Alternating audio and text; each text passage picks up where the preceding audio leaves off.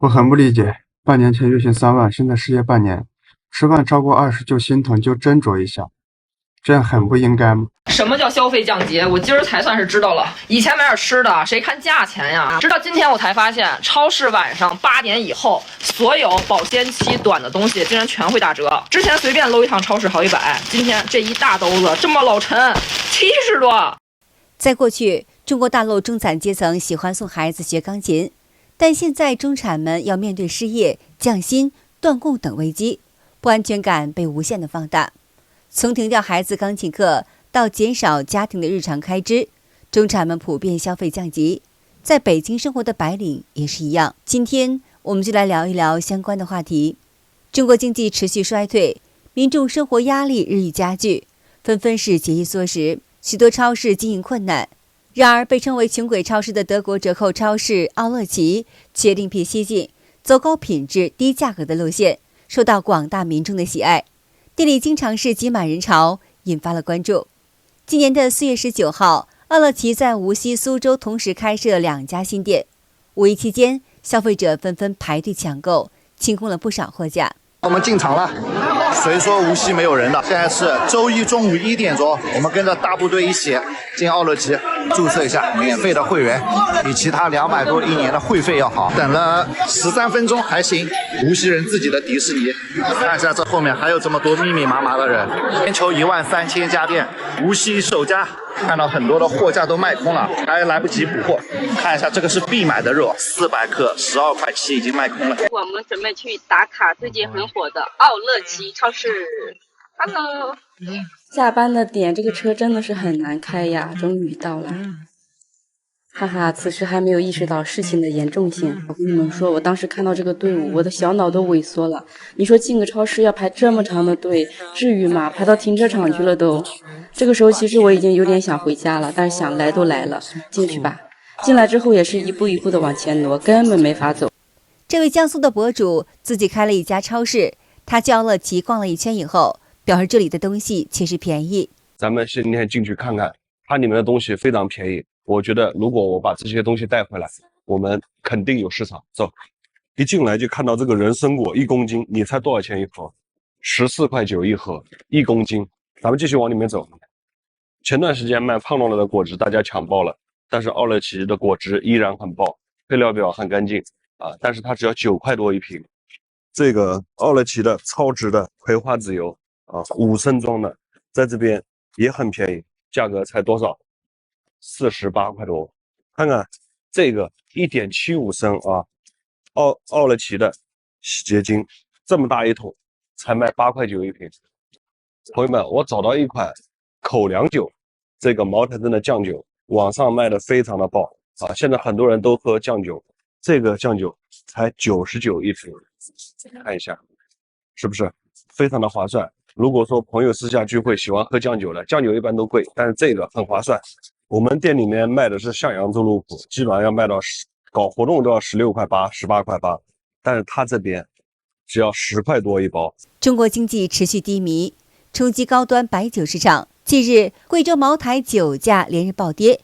一名有着12年白酒销售经验的从业者说：“我干了那么多年的白酒经销，第一次见茅台价格下跌的这么厉害。”据报道，今年5一长假前夕，在拼多多的百亿补贴频道，一些店铺53度的500毫升的飞天茅台单瓶售价为1999元。长期以来，2000块被视为是飞天茅台价格不可逾越的心理防线。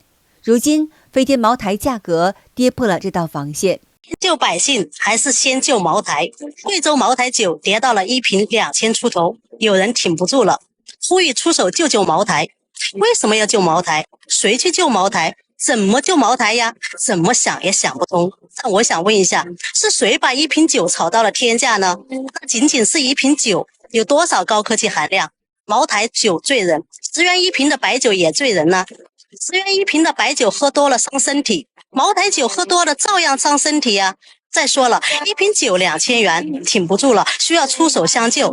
可谁有想过，全国有多少像我们这样一群人，一个月都挣不到1瓶茅台酒呢？我们这群人谁来救？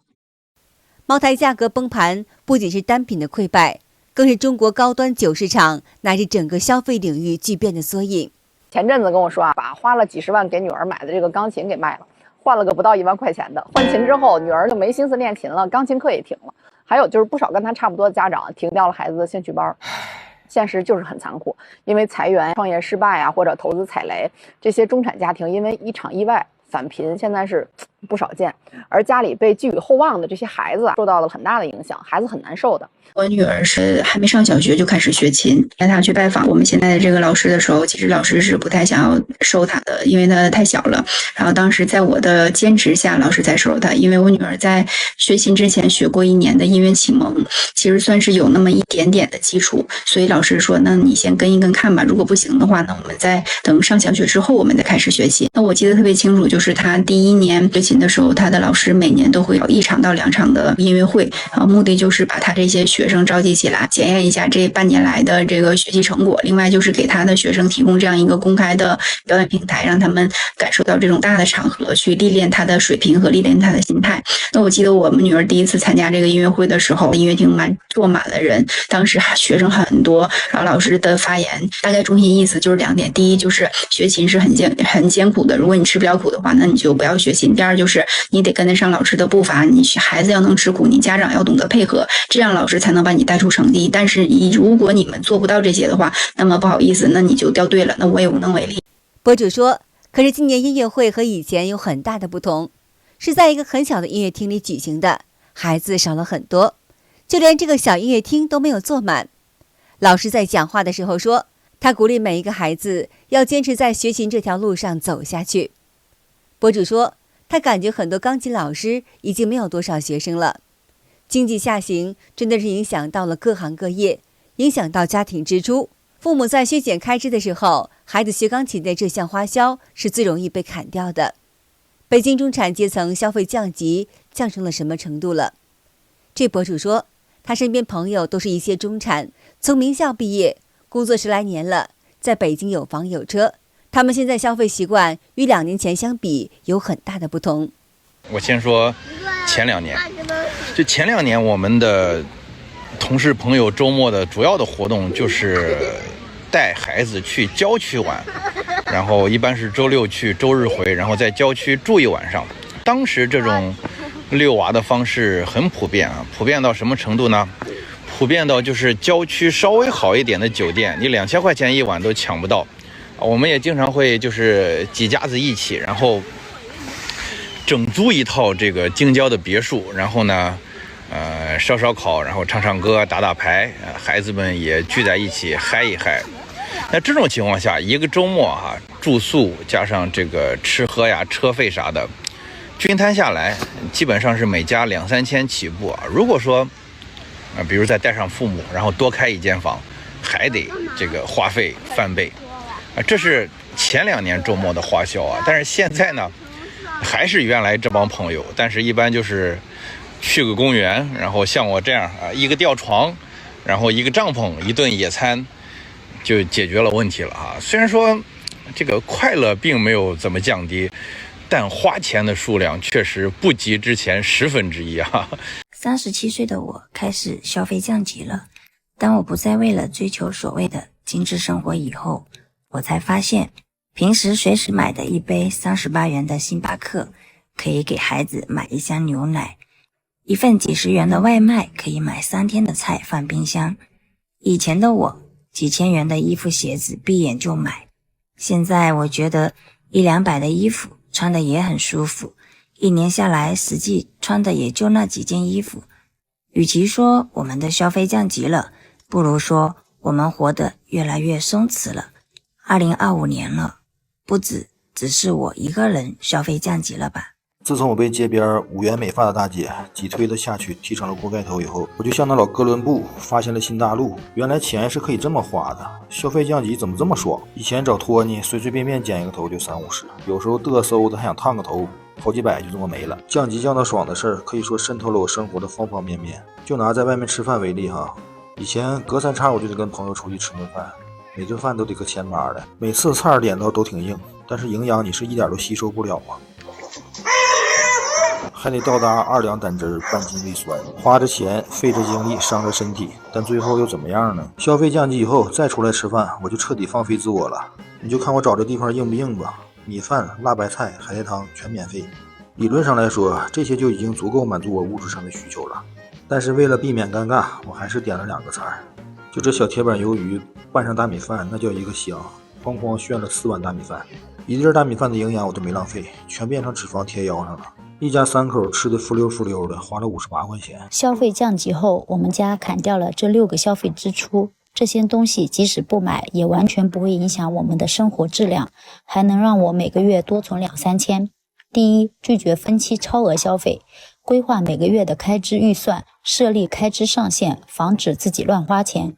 第二，不花小钱，不要看到9块9就想入手，比如少喝一杯奶茶，少买一些零食，还有一些手机壳、水杯、饰品等等。我们的钱大多都是这样一点点流走的。第三，拒绝免密支付，不办会员卡。